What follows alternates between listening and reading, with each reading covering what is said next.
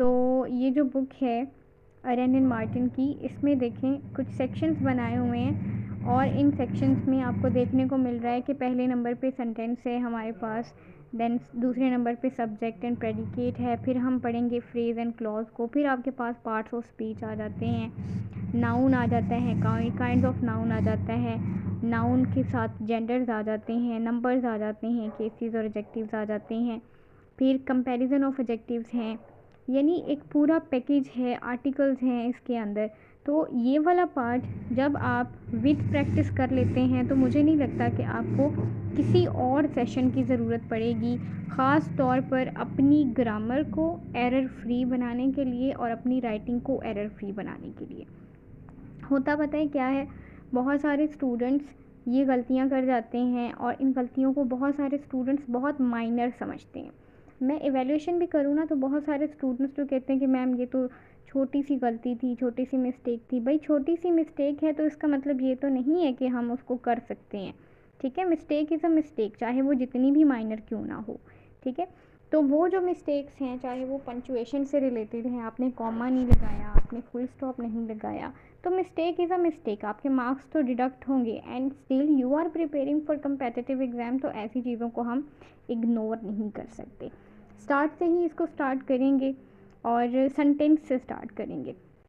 अच्छा, स्टूडेंट वो कहते हैं कि व्हेन वी स्पीक और राइट वी यूज़ वर्ड्स, या जब हम बोलते हैं या जब हम लिखते हैं तो हम वर्ड्स को यूज़ करते हैं। अब जनरली जो वर्ड्स होते हैं वो हम ग्रुप्स के तौर पर यूज़ करते हैं। जैसे यहाँ पर उन्होंने लिखा है little Jack Horner sat in a corner. अब ये कुछ वर्ड्स थे जो इन्होंने आपस में ज्वाइन कर दिए तो एक स्टेटमेंट बन गई, एक सेंटेंस बन गया। तो सेंटेंस भी हमारे पास एक ग्रुप ऑफ वर्ड्स होता है बिल्कुल इसी तरह, जो कि कंप्लीट सेंस देता है। कंप्लीट सेंस से मुराद ये है कि आपको बात की समझ आ जाती है, उसको हम क्या कहेंगे, सेंटेंस, ठीक है। कुछ सेंटेंसेस की टाइप्स भी होती हैं, ठीक है। सेंटेंसेस आर ऑफ 4 काइंड्स, 4 तरह के सेंटेंसेस होते हैं, 4 तरह की स्टेटमेंट्स आप बना सकते हैं। कुछ ऐसे सेंटेंसेस होते हैं जो स्टेटमेंट्स की शक्ल में होते हैं, यानी सिंपली आपको कोई बात बताई गई होती है, जैसे कि हमटी Dumpty sat on a wall, ठीक है। या फिर आप सिंपल कोई भी बात स्टेटमेंट, जैसे कि ही गोज़ टू स्कूल या ही वॉशिज़ क्लोथ्स। अब आप सिंपल एक बात बता रहे हैं कि भाई वो कपड़े धोती है या वो मार्केट जाता है, ठीक है। या हमटी डमटी जो है वो दीवार पर बैठता है। तो ये एक स्टेटमेंट है, ये असर्शंस में आ जाते हैं। कुछ ऐसे सेंटेंसेस होते हैं जिसमें आपसे क्वेश्चंस पूछे जाते हैं, कुछ कोई ना कोई इंक्वायरी की जाती है, like where do you live, what is your name, what are you doing, why are you going there. तो ये जो हैं ये कुछ क्वेश्चंस पूछने वाले सेंटेंसेस हैं, ठीक है। इंटेरोगेटिव आप इनको कह सकते हैं। कुछ ऐसे होते हैं जिसमें कमांड्स, रिक्वेस्ट और एंट्रीटीज़ जो हैं वो बयान की जाती हैं, एक्सप्रेस की जाती हैं। तो इनके लिए हम इम्पेरेटिव जो है वो इम्पेरेटिव का वर्ड यूज़ करते हैं, यानी आपको कोई हुक्म दिया जा रहा है, कमांड दी जा रही है, कोई आपसे रिक्वेस्ट की जा रही है, ठीक है। या एंट्रीटीज़ जो हैं वो यूज़ की जा रही हैं, आपको मना किया जा रहा है किसी चीज़ से, तो ये इम्पेरेटिव्स में आ जाते हैं। जैसे कि बी क्वाइट, खामोश होके बैठो, हैव मर्सी अपॉन अस, हम पे रहम करो, ठीक है। Those which express strong feelings, कुछ ऐसे सेंटेंसेस होते हैं जिनमें फीलिंग्स को बहुत ज़्यादा एक्सप्रेस किया जाता है। अच्छा, एकेडमिक राइटिंग में, फॉर्मल राइटिंग में इनका इस्तेमाल बहुत कम होता है, ऐसे सेंटेंसेस का जहाँ पर फीलिंग्स जो हैं वो बहुत ज़्यादा होती हैं, लेकिन इनफॉर्मल में इनका बहुत ज़्यादा इस्तेमाल होता है। How cold the night is, what a shame, और इनकी पहचान भी ये है कि इनके आखिर में हम एक्सक्लेमेटरी मार्क यूज़ करते हैं, जो कि उल्टा आई होता है इस तरह का, ठीक है, वो हम यूज़ करते हैं। एक मिनट, ये डॉट नहीं बन रहा ऐसे मुझसे, ठीक है। तो ये उल्टा आई जो है ये एक्सक्लेमेशन मार्क होता है, ठीक है। अब उन्होंने नीचे उनकी बताई भी हैं कि ऐसा सेंटेंस, ठीक है, ऐसा सेंटेंस स्टूडेंट जिसमें कोई बात, कोई स्टेटमेंट बयान की गई हो उसको हम डिक्लेरेटिव या असर्टिव कहते हैं। जिसमें आपने कोई सवाल पूछा हो उसके लिए हम इंटेरोगेटिव का वर्ड यूज़ करते हैं। जिसमें हमने कोई हुक्म दिया हो, कोई कमांड दी हो, कोई रिक्वेस्ट की हो, उसको हम इम्पेरेटिव सेंटेंस कहते हैं। और ऐसा सेंटेंस जिसमें स्ट्रॉन्गली आपकी फीलिंग्स को एक्सप्रेस किया गया हो, उसको एक्सक्लेमेटरी सेंटेंस कहते हैं। ये तो थी बहुत ही बेसिक सी बातें, जस्ट आपको रिवाइज हो गई कि सेंटेंसेस कितने टाइप्स के बन जाते हैं। अब हम देखते हैं कि सब्जेक्ट और प्रेडिकेट क्या होता है। ठीक है, आई नो आप में से बहुत सारे स्टूडेंट्स को इन चीज़ों का पता भी होगा, लेकिन मैं शुरू से लेकर चल रही हूँ आगे, क्योंकि हमने 40 डेज़ बेसिक से एडवांस तक का ही सफ़र करना है। तो अगर आपको ये चीज़ें आती हैं तो आपने बोर नहीं होना, हो सकता है आप इनमें से बहुत सारी चीज़ें सीख भी लें। अच्छा स्टूडेंट, सब्जेक्ट और प्रेडिकेट बेसिकली सेंटेंस के दो हिस्से हैं, सेंटेंस के दो कह सकते हैं पार्ट्स हैं। ठीक है, ये सेंटेंस का कोई अलग से पार्ट नहीं होते, कोई अलग चीज़ नहीं है, सेंटेंस का ही हिस्सा है। जब हम सेंटेंस बनाते हैं, ठीक है, तो या तो हम किसी शख्स का या किसी चीज़ का, किसी पर्सन या थिंग का नाम लेते हैं, ठीक है, और दूसरे नंबर पे हम क्या करते हैं कि हम उस शख्स या चीज़ के बारे में कोई बात करते हैं। ठीक है, अब जैसे मैं एक सिंपल सा सेंटेंस बनाती हूँ कि भाई अहमद बाइज क्लोथ्स। ठीक है, तो अहमद क्लोथ बाय करता है, तो इसमें मैंने एक तो नाम लिया अहमद, देन मैंने ये बताया कि अहमद करता क्या है। ठीक है, अहमद बाइज क्लोथ। तो इस तरह से हम सेंटेंस बनाते हैं। अब दूसरे अल्फाज में हम ये कह सकते हैं कि जो सब्जेक्ट होता है, ठीक है, हम उसके बारे में बात करते हैं। तो इसमें उन्होंने ये लिखा है we must have a subject to speak about and we must say or predicate something about that subject. मतलब ये हम कह सकते हैं कि जिस बंदे के बारे में या जिस चीज़ के बारे में बात की जा रही हो, ठीक है, ठीक है, उसको हम कहेंगे कि वो सब्जेक्ट है, और जो बात उसके बारे में कही जा रही है उसको हम क्या कहेंगे, प्रेडिकेट। एग्जाम्पल से मैं आपको बताती हूँ। मिसाल के तौर पर मेरे पास एक सेंटेंस है, लेट्स से ये फर्स्ट वाला देख लेते हैं, द केकलिंग ऑफ गीज सेव्ड रोम। अब इसमें हम रोम की बात कर रहे हैं, ठीक है, और ये हमारा रोम जो है ये हमारे पास सब्जेक्ट है, और सब्जेक्ट के बाद ये जो रह जाने वाला पार्ट है इसको हम क्या कहेंगे कि ये हमारा प्रेडिकेट है। इसी तरह उन्होंने भी यहाँ पर हमें बताया हुआ है कि हर सेंटेंस के हमेशा दो पार्ट्स होंगे, दो पार्ट्स आपको देखने को मिलेंगे। The part which names the person or thing we are speaking about, वो हिस्सा जिसमें हम किसी पर्सन या चीज़ के बारे में बात कर रहे हों, ठीक है, उसका जिक्र कर रहे हैं, उसको हम सब्जेक्ट कहेंगे, वो होगा सेंटेंस का सब्जेक्ट। लेकिन वो पार्ट जिसमें हम उस सब्जेक्ट के बारे में बता रहे हों कि ये क्या कर रहा है, जैसे अहमद क्लोथ बाय कर रहा है, तो बायज क्लोथ्स वो क्या होगा, वो प्रेडिकेट होगा। ठीक है, आई होप आपको यहाँ तक इसकी समझ आ गई होगी। सब्जेक्ट जो होता है वो सेंटेंसेस के यूजुअली फर्स्ट पे आता है, ठीक है, और प्रेडिकेट जो है वो यूजुअली ओकेजनली जो प्रेडिकेट है वो हमेशा जो है वो लास्ट पे आता है। और कुछ ऐसे भी सेंटेंसेस हैं जिनमें हमारा जो सब्जेक्ट है वो लास्ट पे आ जाता है, जैसे हेयर कम्स द बस, तो बस हमारा सब्जेक्ट है, तो ये यहाँ पे लास्ट में आ गया है। Sweet are the uses of adversity, ठीक है, तो यहाँ पर भी एडवर्सिटी हमारा सब्जेक्ट था और ये लास्ट पे आ गया। तो ये कुछ ओकेजनली एक्सेप्शंस हैं, लेकिन जनरली जो सेंटेंस है वो जो सब्जेक्ट है वो सेंटेंस के स्टार्ट में आता है। इम्पेरेटिव सेंटेंसेस में जो सब्जेक्ट होता है वो नहीं होता, लेफ़्ट आउट होता है। ठीक है, तो इसमें जो सब्जेक्ट होगा वो क्या होगा, जैसे मैं आपको कह रही हूँ, मैं आपको कोई हुक्म दे रही हूँ, मैं कह रही हूँ कि कीप क्वाइट, ठीक है, तो कीप क्वाइट में आपको कोई सब्जेक्ट तो नज़र नहीं आ रहा, तो सब्जेक्ट आप ही होते हैं, यानी मैं आपको ही कह रही हूँ, तो सब्जेक्ट इस कीप क्वाइट सेंटेंस में क्या होगा, यू होगा। थैंक हिम, ठीक है, तो इसमें सब्जेक्ट जो है वो भी यू है। ठीक है, मतलब कोई सब्जेक्ट नहीं है, इसका मतलब है कि आप सब्जेक्ट हैं। यहाँ तक किसी को कोई प्रॉब्लम हो तो मुझे बताइएगा, जो जो हमने अभी अंडरस्टैंड किया। अच्छा, ये यहाँ पे एक्सरसाइज आ गई है, it is of course included in your assignment, इसको आपने सॉल्व करना है and it is far more better than कि आप कहीं और से करें। तो ये एक्सरसाइज आपने सॉल्व करनी है। नेक्स्ट जो कॉन्सेप्ट हम अंडरस्टैंड करने जा रहे हैं स्टूडेंट, वो है फ्रेज़ और क्लॉज का। तो गौर करना है कि फ्रेज़ और क्लॉज को भी हम डिटेल में समझ लें ताकि हमें बाद में मसला ना हो। फ्रेज और क्लोज दोनों अलग अलग टर्म्स हैं। अब देखिए, हम ना सबसे पहले एग्जामिन करेंगे द ग्रुप ऑफ वर्ड्स को। जैसे यहाँ पे उन्होंने ग्रुप ऑफ वर्ड्स लिखा हुआ है द कॉर्नर, ठीक है।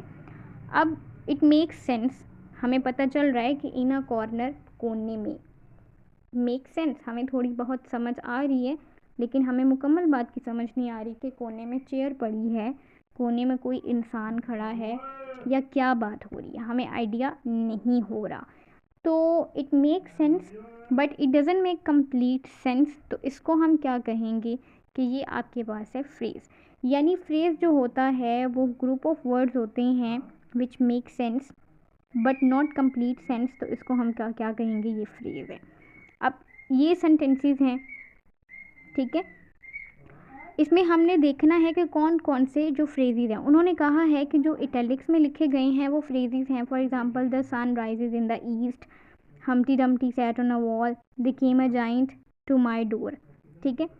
तो इसमें मुझे तो इटैलिक्स में नज़र लिखे हुए नज़र नहीं आ रहे, लेकिन हम इसमें फिर भी ढूंढ लेते हैं। तो जो द सन है, ठीक है, राइजेज इन द ईस्ट, ये आपके पास एक फ्रेज़ है। इस तरह सैट ऑन अ वॉल, ये आपके पास एक फ्रेज़ है। इस तरह a giant to my door, ये भी आपके पास एक फ्रेज़ है। तो ये जो द सन है, हमटी डमटी है, और सॉरी, इसमें ये जाइंट है, जाइंट ये सब्जेक्ट है, बाकी टू माई डोर जो है वो आपके पास फ्रेज़ है। यानी हमने अभी फ्रेज़ को क्या डिफ़ाइन किया कि ग्रुप ऑफ वर्ड्स होंगे, it will make sense but it will not make complete sense. तो उसको हम क्या कहेंगे, फ्रेज़। हमेशा अल्फाज का मजमुआ होगा, यानी दो या दो से ज़्यादा अल्फाज होंगे, they will make sense but they will not make complete sense. तो उनको हम क्या कहेंगे, फ्रेज़। अब हम देखते हैं कि क्लॉज क्या है, ठीक है। It was a sunset of great beauty. The tops of the mountains were covered with snow. Show me how to do it. ठीक है, ये कुछ एग्जाम्पल्स हैं, आपने इनको भी सॉल्व करके देख लेना है। सन वाले एग्जाम्पल का आपको सेंस नहीं बन रहा, एक minute, let me see. The sun rises in the east, the sun देखें इसमें राइजेज इन द ईस्ट, ठीक है। अब आपको नहीं पता कि क्या चीज़ राइज है, कोई टॉवर भी तो राइज कर सकता है ना, ठीक है, मतलब कोई टॉवर खड़ा हो सकता है। राइज का मतलब सिर्फ ये तो नहीं होता कि निकलना, राइज का मतलब होता है उभरना। तो कोई भी चीज़ राइज हो सकती है। तो राइजेज इन द ईस्ट, ये आपके पास फ्रेज़ है, ठीक है। तो हम, उन्होंने यही कहा था कि हमने इनके अंदर से फ्रेजेस देखने हैं। तो वैसे तो इन सेंटेंसेस के अंदर ऑफ कोर्स सब्जेक्ट्स भी हैं। इसमें द सन वाले में सन सब्जेक्ट है, नेक्स्ट में हमटी डमटी है, थर्ड में जाइंट जो है वो है। तो इसमें rises in the east phrase है।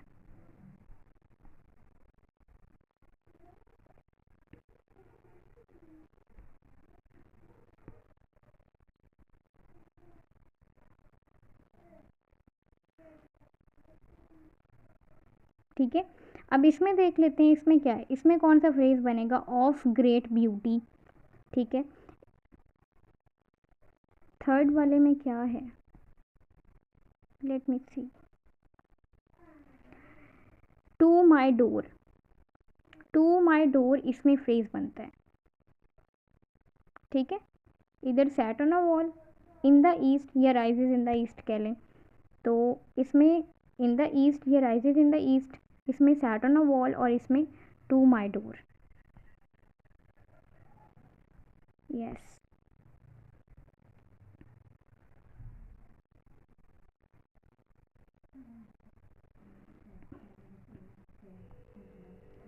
अरे बेटा, आप समझे नहीं हो बात को, कहाँ होता है आपका फोकस।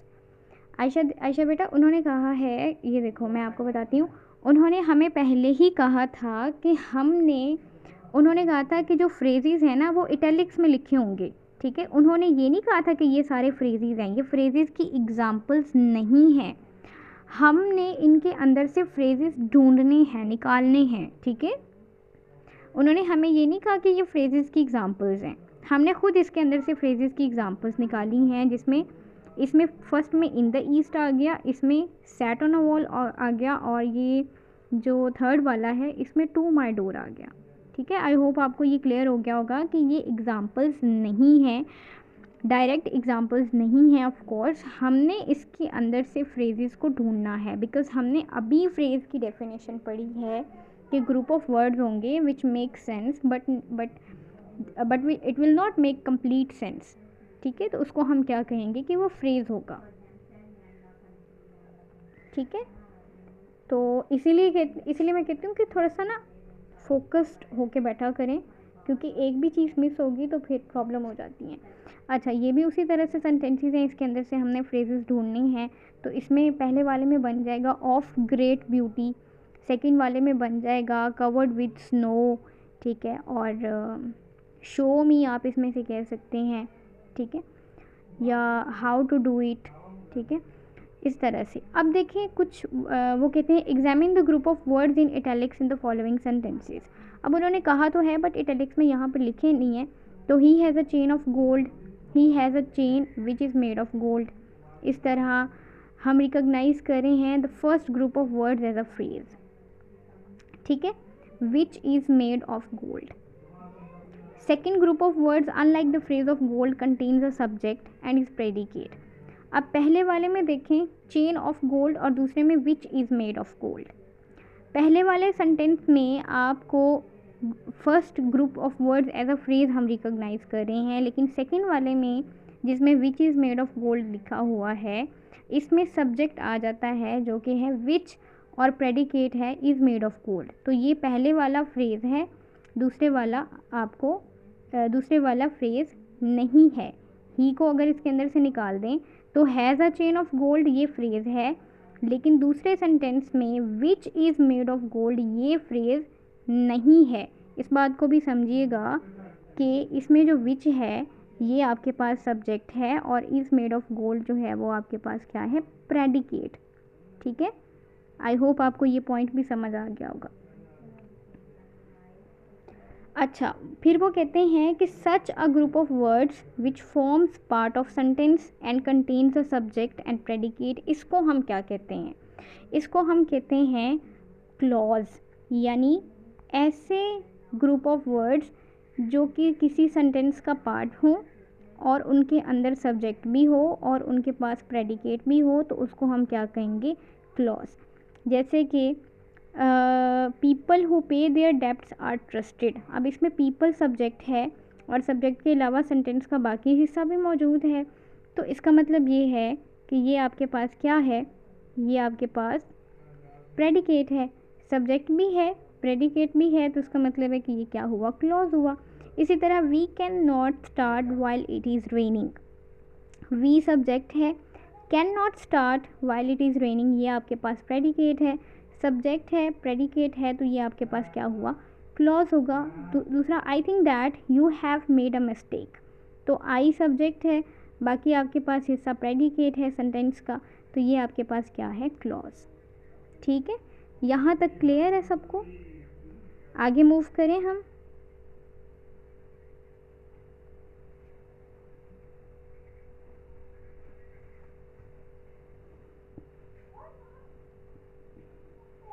अच्छा, ये जो पॉइंट था इसकी समझ आ गई थी सबको। ठीक है, ये वाला पॉइंट, ये जो उन्होंने बताया था, ही has a chain of gold and he has a chain which is made of gold, इसमें समझ आ गई थी।